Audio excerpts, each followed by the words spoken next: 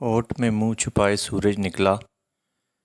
जूं ही दुश्मन ईमान ने अपनी खून आशाम तलवार उठाई, जहर में बुझा हुआ खंजर संभाला और खून खार दरिंदे की तरह कोठरी की तरफ लपका नेकबख्त बीवी ने दौड़कर पीछे से इसकी कमर थाम ली।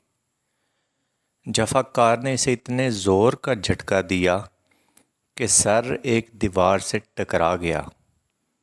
वो आह करके ज़मीन पर गिर पड़ी। बीवी को घायल करने के बाद जोशे गज़ब में दरवाज़ा खोलकर अंदर दाखिल हुआ। हाथ में नंगी तलवार और चमकता हुआ खंजर देखकर दोनों भाई लर्ज़ गए। खौफ से आंखें बंद हो गई। अभी वो इस होलनाक दहशत से कांप ही रहे थे कि बदबख्त ने आगे बढ़कर दोनों भाइयों की जुल्फ़ें पकड़ी और नहायत बेदर्दी के साथ इन्हें घसीटता हुआ बाहर लाया। तकलीफ़ की शिद्दत से मासूम बच्चे तिलमिला उठे, आहो फरियाद करने लगे, लेकिन संगदिल को तरस न आना था न आया।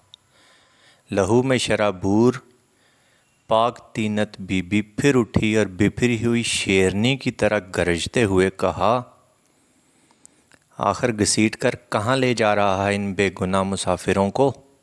दुश्मनी थी तो इनके बाप से थी।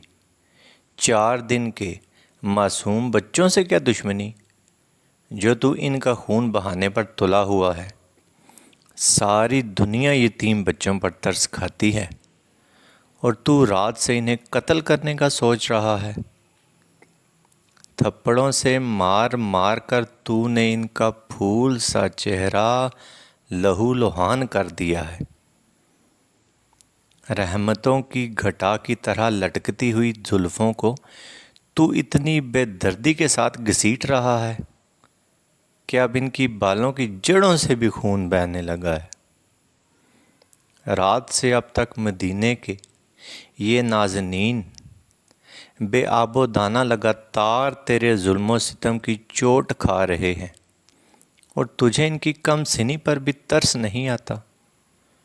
परदेश में इनका कोई हामी और मददगार नहीं है, इसलिए बेसहारा समझकर तू इन्हें तड़पा तड़पा के मार रहा है। जिस नबी का कलिमा पढ़ता है वो अगर अपनी तुर्बत से निकल आए तो क्या तू उनके रूबरू भी शहजादों के साथ ऐसा सलूक कर सकेगा?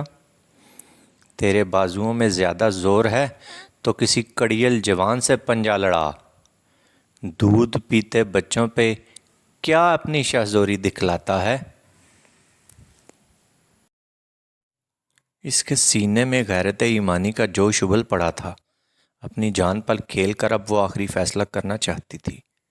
जज्बात में बेकाबू होकर इसने जैसे ही बच्चों को इसके हाथ से छुड़ाने की कोशिश की, बदबख्त ने एक भरपूर हाथ का घूंसा इसके सीने पर मारा और वो गश खाकर ज़मीन पर गिर पड़ी। लोंडी सामने आई तो वो भी इसके सितम से घायल हुई। इसके बाद शिकंजे में कसे हुए दोनों भाइयों को घसीट कर बाहर लाया और सामान की तरह एक खच्चर पर लाद कर दरियाए फुरात की तरफ चल पड़ा। रस्सियों में जकड़े हुए यतीम अब मक्तल की तरफ आहिस्ता आहिस्ता बढ़ रहे थे। मायूस चेहरों पे बेबसी की हसरत बरस रही थी। दम बदम दिल की धड़कन तेज़ होती जा रही थी। कुचले हुए अरमानों के हजूम में छोटे भाई की आंखें डबडबा आईं। तवील खामोशी के बाद अब आंसुओं का थमा हुआ तूफ़ान उबल पड़ा। बड़े भाई ने आस्तीन से आंसू साफ़ करते हुए कहा, जाने अज़ीज़ सब्र करो, हिम्मत से काम लो। अब ज़िंदगी की गिनती की चंद सांसें बाकी रह गई हैं। दरियाए फुरात की सतह पर चश्मे कोसर की सफ़ेद मौजें हमें सर उठा के देख रही हैं। اب اس جہان فانی سے اپنا لنگر اٹھا لو۔ چند ہی قدم کے بعد عالم جاوید کی سرحد شروع ہو رہی ہے۔ بس 2 گھڑی میں ہم اس دنیا کی دسترس سے باہر نکل جائیں گے۔ تھوڑی دیر چلنے کے بعد دریائے فرات سامنے نظر آنے لگا۔ جلاد نے اپنی تلوار چمکاتے ہوئے کہا، سانپ کے بچوں، دیکھ لو اپنا مقتل۔ یہیں تمہارا سر قلم کر کے سارے جہان کے لیے ایک عبرت ناک تماشا چھوڑ جاؤں گا۔ یہ سن کر بچوں کا خون سوکھ گیا۔ کنارے پہنچ کر اس نے انہیں خچر سے اتارا، مشقیں کھولیں اور سامنے کھڑا کیا۔ اب دونوں کھلی آنکھوں سے سر پہ منڈلاتی ہوئی قضا دیکھ رہے تھے۔ بے بسی کے عالم میں ڈبڈبائی ہوئی آنکھوں سے آسمان کی طرف دیکھنے لگے۔ جوں ہی قتل کے ارادے سے اس نے اپنی تلوار بے نیام، اس کی بیوی بھی آ پہنچی۔ آتے ہی اس نے اپنے شوہر کا ہاتھ پکڑ لیا اور خوشامد کرتے ہوئے کہا، خدا کے لیے اب بھی مان جاؤ، آل رسول کے خون سے اپنا ہاتھ رنگین مت کرو۔ رحم و غم گساری کے جذبے میں ذرا ایک بار آنکھ اٹھا کر دیکھو، بچوں کی بھی جان سوکھی جا رہی ہے، تلوار سامنے سے ہٹا لو۔ نفس کا شیطان پوری طرح اس پہ مسلط ہو چکا تھا۔ ساری منت و سماجت بیکار چلی گئی۔ غصے میں بھرپور تلوار کا ایک وار بیوی پر بھی چلا دیا۔ وہ پیکر ایمان گھائل ہو کر تڑپنے لگی۔ بچے یہ دردناک منظر دیکھ کر سہم گئے۔ اب بدبخت جلاد اپنی خون آلود تلوار لے کر بچوں کی طرف بڑھا۔ چھوٹے پر وار کرنا ہی چاہتا تھا کہ بڑا بھائی چیخ اٹھا، پہلے مجھے ذبح کرو، جان سے زیادہ عزیز بھائی کی تڑپتی ہوئی لاش میں نہیں دیکھ سکوں گا۔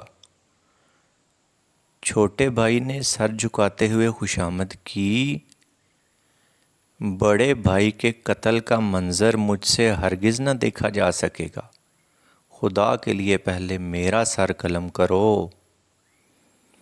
اس لرزہ خیز منظر پر عالم قدس میں ایک ہنگامہ برپا تھا۔ شہنشاہ صابر و شاکر تھے۔ سیدہ کی روح مچل مچل کر عرش النبی کی طرف بڑھ رہی تھی، لیکن قدم قدم پر سرکار کی پرنم آنکھوں کا اشارہ انہیں روک رہا تھا۔ حیدر خیبر شکن اپنی تیغ ذوالفقار لیے ہوئے تھے اور سرکار کی جنبش لب کے منتظر تھے کہ آنے واحد میں جفا شیاروں کو کیفر کردار تک پہنچا دیں۔ روح الامیں بالوں پر گرائے دم بخود تھے۔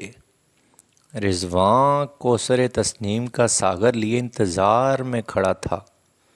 عالم برزخ میں ہلچل مچی ہوئی تھی۔ ملکوت اعلیٰ پر سکتہ طاری تھا